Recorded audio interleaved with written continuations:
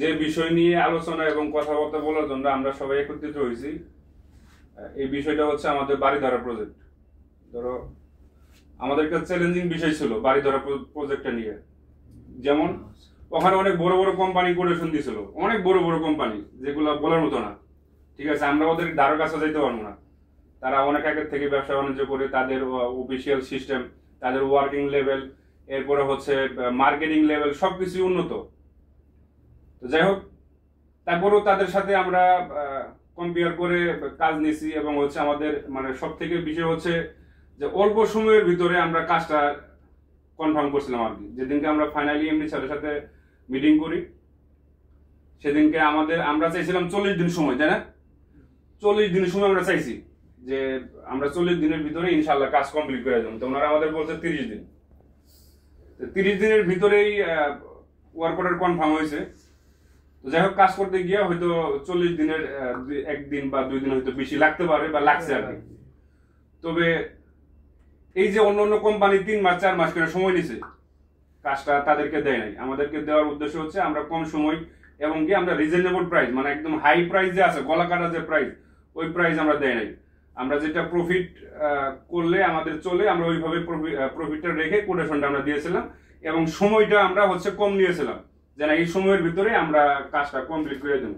তো এই হিসাব করে তারা কিন্তু আমাদেরকে ওয়ার্ক অর্ডার দিয়েছিল আর কি। তো যাই হোক, আলহামদুলিল্লাহ এই যে আমরা টাইমের ভিতরে যে কাজটা কমপ্লিট করছি, এটা কিন্তু আমি কিন্তু এখানে কাজ করি না, হয়তো তোমাদের সাথে মাঝে মাঝে হেল্প সহযোগিতা করছি, কিন্তু সবকিছু ক্রেডিট কিন্তু তোমরা। যেমন রিবন আছে, রিবন এখান থেকে ফ্যাক্টরি থেকে যতটুকু সাপোর্ট দেওয়া, এই পুরো একটা মাস মানে 40 দিন আমরা যে পরিমাণ ডিউটি আর যে পরিমাণ কাজ করা হয়েছে, তো এই কাজ যদি আমরা চলমান রাইখা যদি সামনের দিকে আগায় যাই, তাইলে কিন্তু আমরা ভালো একটা জায়গায় পৌঁছাইতে পারবো। আর আমরা যদি ভালো একটা জায়গায় পৌঁছাইতে পারি, তাহলে সবাই এখান থেকে কিন্তু বেনিফিট পাইবো। ঠিক আছে, কি বেনিফিট কেমন? ধরো যদি প্রতিষ্ঠানটা মোটামুটি ভালো একটা অবস্থানে যায়, আমরা ঠিকঠাক মতো স্যালারি পাইবো, টাইম মতো স্যালারি পাইবো এবং কি তোমাদের স্যালারি তো বাড়বো। তুমি ভালো কাজ করলে তোমার স্যালারি বাড়বো না। এই মাসে কিন্তু অলরেডি রিবনে কার জানি স্যালারি বাড়াই দিছে, মোটামুটি সবারই, কম বেশি হোক যাই হোক, মোটামুটি সবার স্যালারি কিন্তু বাইরে গেছে।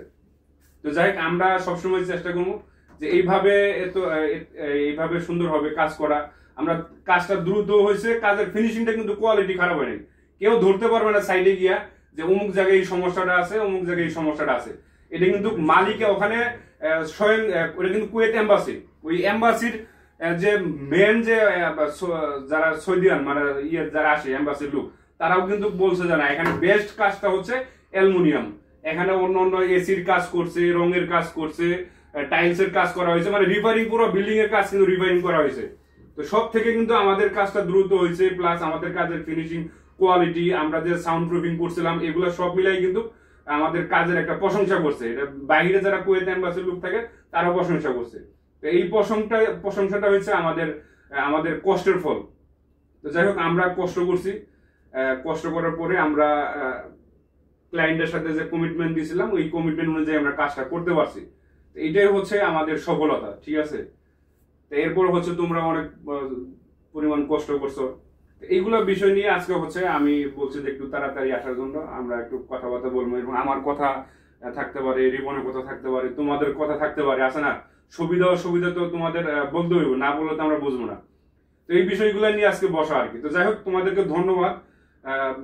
আমরা যারা আছি এখন আরো 2-1 জন মনে হয় ছড়িতে আছে, যেহেতু ইয়েতে আছে, সবাই আমরা এখানে উপস্থিত নাই আর কি। আরেকটা বিষয় আমি ধরো না বললেই না, আমি ইদানিং দেখতেছি যে ধরো প্রথম কাজের আমাদের বেশ কিছুদিন কাজের চাপ ছিল, আমরা টাইম টু টাইম ডিউটিতে আসতে পারিনি। ঠিক আছে, তো ওইটা সমস্যা না। ধরুন 1টা বাজে গিয়া আমরা এখান থেকে ফ্যাক্টরি থেকে বেরিয়েছি, বাসায় গিয়া খাওয়া দাওয়া করতে করতে 2টা বাজছে।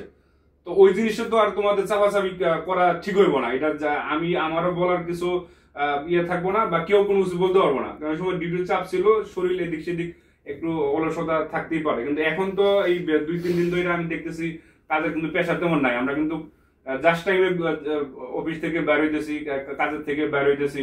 ঠিক আছে, তো এখন হচ্ছে দেখে যাই যে ধরো 2 জন আগে আসলে আগে আইসা এখানে বসে থাকলো, 9টা পার হয়ে যাইতেছে, একজনের জন্য আমরা 3 জন বসে আছি। এই জিনিসটা তোমরা নিজেরা একটু ভাইবা দেখো যে এটা কি আসলে ঠিক হচ্ছে কিনা বা হচ্ছে কিনা। তো এখানে ডিউটি সব থেকে মানে তুমি যখন চাকরি করবা, বা কাজ করবা, তখন তুমি যখন 3-4টা জিনিস যখন তুমি মেনটেন করে চলবা, যেমন ডিউটি টাইম, এরপরে অ্যাবসেন্ট, এই জিনিসগুলো কিন্তু খারাপ। তুমি সারা দিন ভালো কাজ করতেছো, তুমি ভালো কাজ করো, মাস শেষে তো তোমার দেখা যায় একটা হিসাব আছে যে নাই এত ডিউটি টাইমও ঠিক আছে, অ্যাবসেন্টও নাই, ছুটিও কাটায় না, অসুস্থ দেখায় না, অসুস্থ হইলেও মোটামুটি যদি অসুস্থ হয় তাইলেও ডিউটি করে, বেশি অসুস্থ হইলে ছুটি চায়। এই জিনিসগুলো কিন্তু একটা লোকের কিন্তু ভালো একটা পারফরমেন্স দেখাইলে কিন্তু সবার চোখে কিন্তু একটু পড়ে যায় যে না ও ভালো কিছু করতেছে। এই বিষয়গুলো একটু সবাই খেয়াল রাখবো আর কি, যে ডিউটি টাইমটা এবং হচ্ছে কাজের শেষ টাইমটা, এই দুইটা জিনিস ঠিক রাখা এবং হচ্ছে হুট করে অ্যাবসেন্ট না করা। আমরা তো এখানে বড় প্রতিষ্ঠান না, যা বড় একদম অনেক বড় প্রতিষ্ঠান, আমাদের ওভারলোক আছে, ঠিক আছে। তুমি অসুস্থ হয়ে গেছো, ধর আমি এখানে একটা লোক ফ্যাক্টরি থেকে ছেড়ে দিলাম, সাইডে গিয়ে কাজ করলো না, এটা ওভারলোক নাই আমাদের। কিন্তু আমরা যারা এখানে আসি আমরা কিন্তু হিসাবের লোক। একজন লোক যদি ছুটিতে চলে যায় বা হুট করে যদি অ্যাবসেন্ট করে, তখন কিন্তু সমস্ত প্রেশার কিন্তু ধরো মেন যে থাকে ওর উপরে পড়ে, আবার ওর সাথে যে সহযোগী থাকে ওর উপরে পড়ে। তাইলে আমি ইচ্ছাকৃত ভাবে একজনের এটা একটা চাপ প্রয়োগ হচ্ছে এক পর্যায়ে। ধরো ফ্যাক্টরিতে না থাকলে রিবনের চাপ পড়ে, সাইডে তোমার চাপ পড়ে, ঠিক আছে, তোমার সাথে যে সহযোগী আছে তোমার যে সহযোগিতা করে ওরও চাপ পড়ে, একটা লোকের একটা চাপ আছে না। ধর আমি যদি একটা লোক যদি শর্ট থাকে, ওই শর্ট জায়গাটা তো পূরণ করে নিতে হয়। এই জিনিসগুলো সবাই একটু মাথায় রাখা। আর বিশেষ করে আমি সবসময় বলি, গ্রুপে বলি, সবসময় বলি যে তোমাদের কাছে অনুরোধ করে বলি তোমরা ডিউটি টাইমটা ঠিক রাখো। ধরো আমার 9টা থেকে ডিউটি, এখন তোমার আসতে হবে 8:30 বাজে, রিপনের কিন্তু বইলে যে 8:30 থেকে 6টা পর্যন্ত। এখন যদি আমি 9টা বাজে আসি, এখন 8:30 বাজে দুজনে এসে বসে থাকলো, আরেকজন আইলো 9টা বাজে, আরেকজন আইলো 9:30 বাজে, তাহলে তুমি যন্ত্রপাতি গুছাইতে গুছাইতে তোমার ফ্যাক্টরিতে বাজে 10টা, তুমি কালকে সাইডে কয়টা বাজে গেছো? 11টার দিকে। 11টা 12 1টা বাজে লাঞ্চ, তুমি 2 ঘন্টা কাজ করলে লাঞ্চ টাইম, লাঞ্চের হচ্ছে 1 ঘন্টা চলে যেতেছে। এই জিনিসগুলো একটু হিসাব কিতাব করতে হবে। ধরো আমার যদি এখানে ভালো যদি আমি যদি ধরো লাভ টাপ যদি না আসে, তখন আমি ঠিকঠাক মতো স্যালারি দেওয়া যাবো না, অনেক প্রবলেম হয়ে যাবো, অনেক সমস্যা হবে। অনেক কোম্পানি কিন্তু বন্ধ হয়ে যায়, কি কারণে জানো? এইগুলো এই জিনিসগুলো তারা মেনটেন করতে পারে না, না করার কারণে লসে পড়ে যায় বা সমস্যায় পড়ে যায়। তো সমস্যা হয়ে গেলে তো আমরা এখানে কতজন লোক আছে, আমরা এখান থেকে রিজিক পাচ্ছি বা এখান থেকে আমি কিন্তু স্যালারি নেই, সবাই এখান থেকে স্যালারি নেই। আমাদের কিন্তু বড় কোনো স্বপ্ন নাই, ঠিক আছে, যে গাড়ি বাড়ি কোনো এরকম না। আমরা কোন রকম ধরো প্রতিষ্ঠানটা ভালোভাবে চালায় যদি আমরা ডাল ভাত খেয়ে যদি চলতে পারি, ঠিক আছে, এটাই অনেক কিছু। এরপরে হচ্ছে পরেরটা পরে, ঠিক আছে, মানুষের তো একটা পরিকল্পনা একটা চিন্তাধারা থাকে। তো যাই হোক, আমার কাছে তোমাদের অনুরোধ যে তোমরা ডিউটি টাইম এবং হচ্ছে হালকা পাতলা অসুস্থ হইলে এটা এখানে তো সবকিছু নেওয়া আছে, স্যালাইন পানি টানি যা লাগে অফিসে, তোমার নর্মাল যে সেফটির জন্য যা যা প্রয়োজন সবই আছে এখানে, সবই আছে। তোমরা ইয়ে করলা, 1 গ্লাস পানি মাইরে একটা বুড়ি খেয়ে ইয়ে করলা, কাজে করলা। বেশি অসুস্থ হলে সাইডে তুমি আসো, যে দায়িত্ব থাকে তোমার, বললো ভাই আমি বেশি অসুস্থ, আমি পারতেছি না, আমি সকালবেলা আসছি যে আমি কাজ করতে পারবো, কিন্তু এখন কাজ করতে পারতেছি না, তাহলে জিনিসটা তোমার নলেজ হয়ে গেলো যে না এগুলো আসলে সৎ। আমিও বুঝলাম যে না তো ডিউটি করার উদ্দেশ্য আসছে, এখন অসুস্থ কিছু করার নাই।